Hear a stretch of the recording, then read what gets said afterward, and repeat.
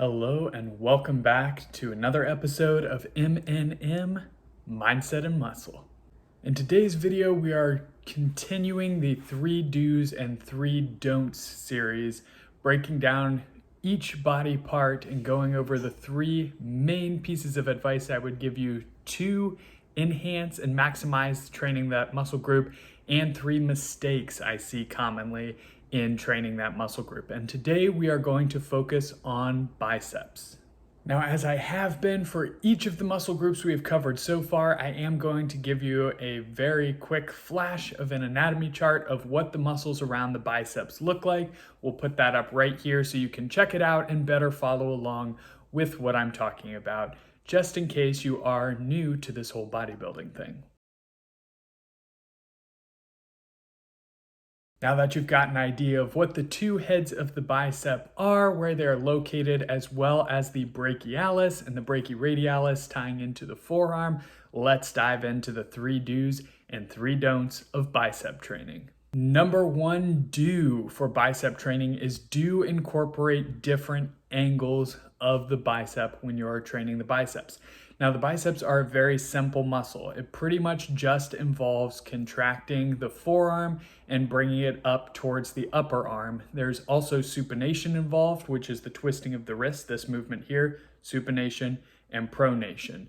So including exercises that do this. But what I mean by the 3 angles is it's good to incorporate some exercises where you have your elbow slightly in front of your body, such as a preacher curl. So the preacher curl is a great exercise that you can do to maximize the bicep contraction at the top, as this exercise puts your elbow in front of your body, as you can very clearly see. This can be done with a dumbbell preacher curl, a cable preacher curl, or a machine preacher curl, or a barbell preacher curl. This can also be done with any sort of concentration curl exercise. As long as your elbow is in front of your body, you're able to put the bicep in a fully shortened position and therefore a maximally contracted position. I like to start my workouts with these exercises is because of that maximized contraction position. It helps me get my mind to muscle connection online, and I'm able to better feel the other exercises that I move into later. So give each of the different exercise variations a try, free weights versus cables versus machines, and find out which one works best for you.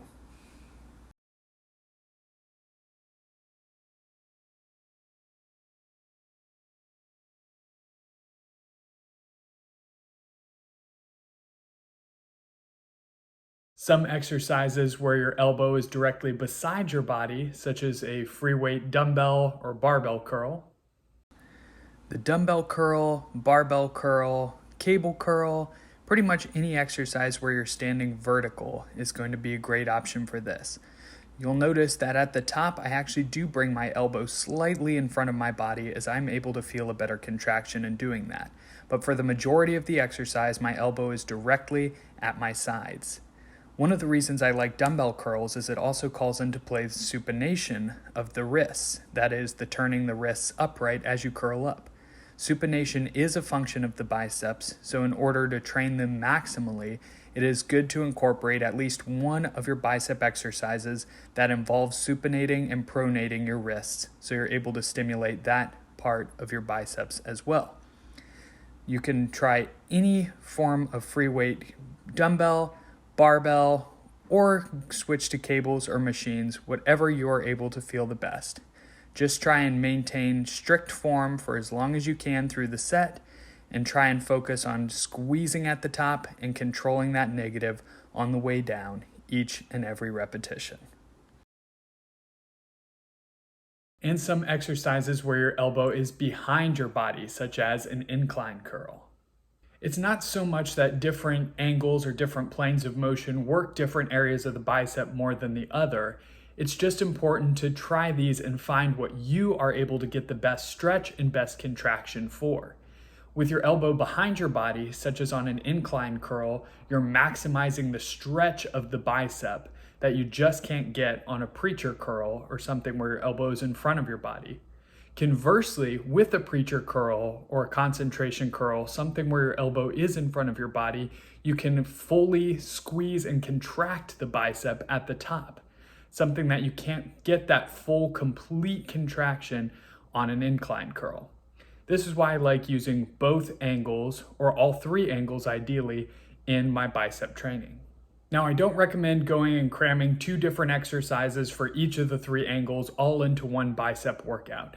If you're training biceps once a week, let's say you're doing 4 exercises for biceps, you can pick one of each and then throw in a hammer curl or a reverse curl to work the brachialis as well. Or if you're training biceps twice a week, you can maybe pick 2 exercises in 2 different planes on one day, 2 exercises in 2 different planes the next day.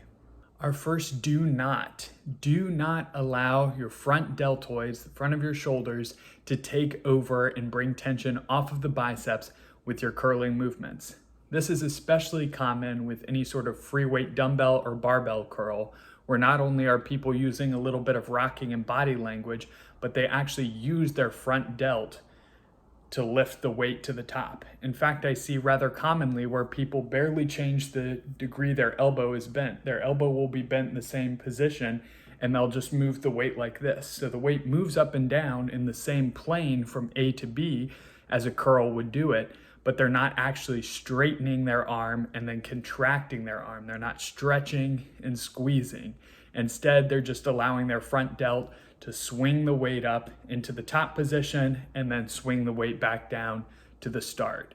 Obviously, this does not maximize bicep development and can potentially impinge your rotator cuff and hurt your shoulder. Do number 2, do try different grip widths to see which you are able to feel the best. Everybody kind of has a natural plane of motion with where their arms hang if they're to just let their arms hang down to the sides. So it's important to experiment with different grips to see where you're able to get the best stretch and best contraction on the biceps without feeling the exercise in the shoulders. This is especially key for any sort of bar movements where you're using both arms to curl the same weight. Whereas dumbbells or single-handled exercises that allow each arm to move freely allows your arms to follow whatever your body's natural plane of motion is.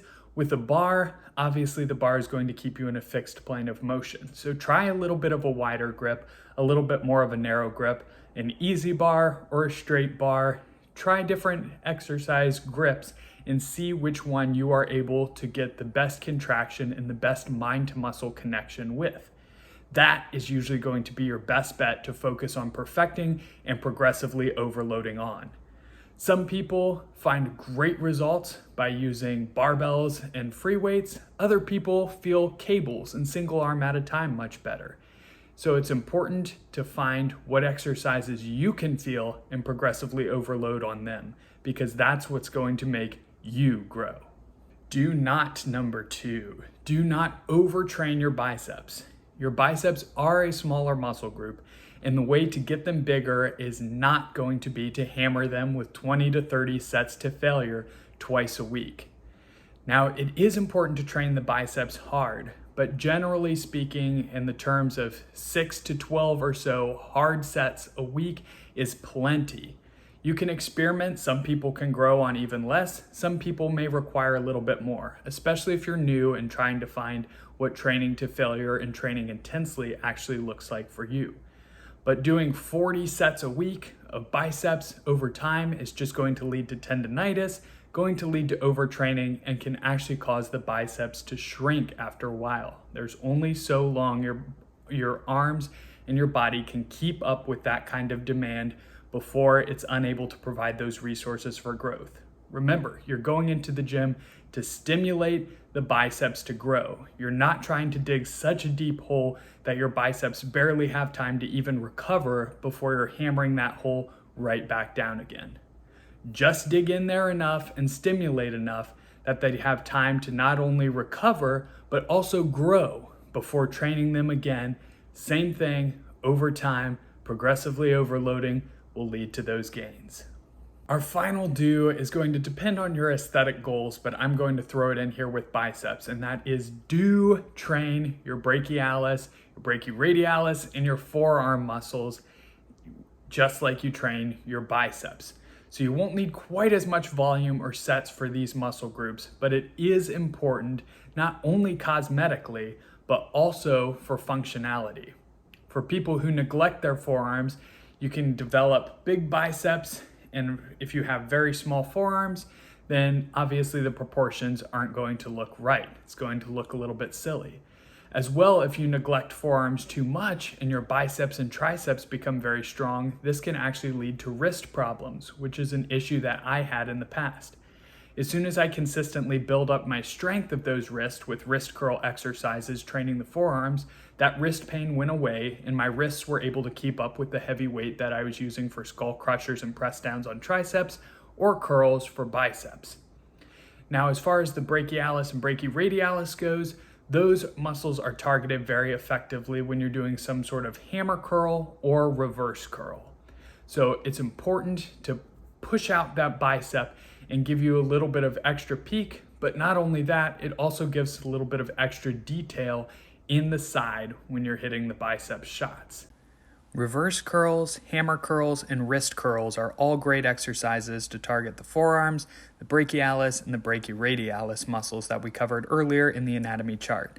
I like alternating between doing either a hammer curl or a reverse curl for one workout to target more the upper forearms and the brachialis muscle, and then doing some form of wrist curl to focus on the bottom part of the forearms the next workout. With this mini superset, I really enjoy doing, I'll do 10 repetitions where I have my wrists turned slightly down, where I feel the exercise in that meaty upper portion of the brachiradialis muscle, and then I'll do 10 repetitions a little bit faster with my wrists turned up. This is at the very end of the workout, so even though I'm using a little bit more liberal form, I'm still able to feel a great squeeze and pump and burn the muscles out. So make sure you train those muscle groups as well for complete arm development. Our final do not is going to depend on if you have lagging biceps or trouble growing them, or if you really want to prioritize your bicep growth. And that is, do not train your biceps directly after training back.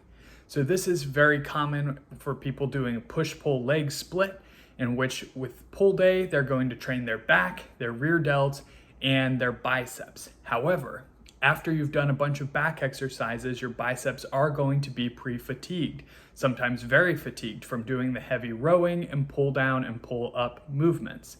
This means when you come to your bicep training, not only are you physically fatigued and not able to stimulate the biceps as effectively with as is heavy weight, but you're also mentally fatigued from the heavy back day and not able to put as much mind to muscle connection or as much focus into the biceps as you may need to develop them to their maximum potential. Now, if your biceps grow rather well, or if you don't find you have this issue and like doing a push-pull leg split, then that is great, good for you. However, if you do find you struggle building your biceps, or if you find you're very fatigued trying to train biceps after back, then it can be very beneficial to break that split into a push-pull legs arms, where you're actually training your biceps and your triceps together on an arm day, or pair up biceps with something else, such as chest or shoulders, where you're training your biceps after muscle groups that aren't going to fatigue the biceps in any way. You can also obviously train biceps on a dedicated arm day in a pro split. So that is up to you. If you do want any help with that, you can reach out to me and I would be happy to share either my coaching or my program that I'm following right now that is helping me grow my arms, or work with you and helping you find your ideal split and program as well with the coaching options that I offer.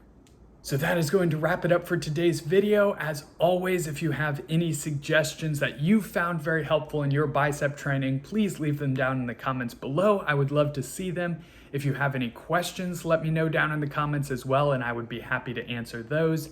And as always, I hope you have a fantastic rest of your day, and I cannot wait to see you all in the next video.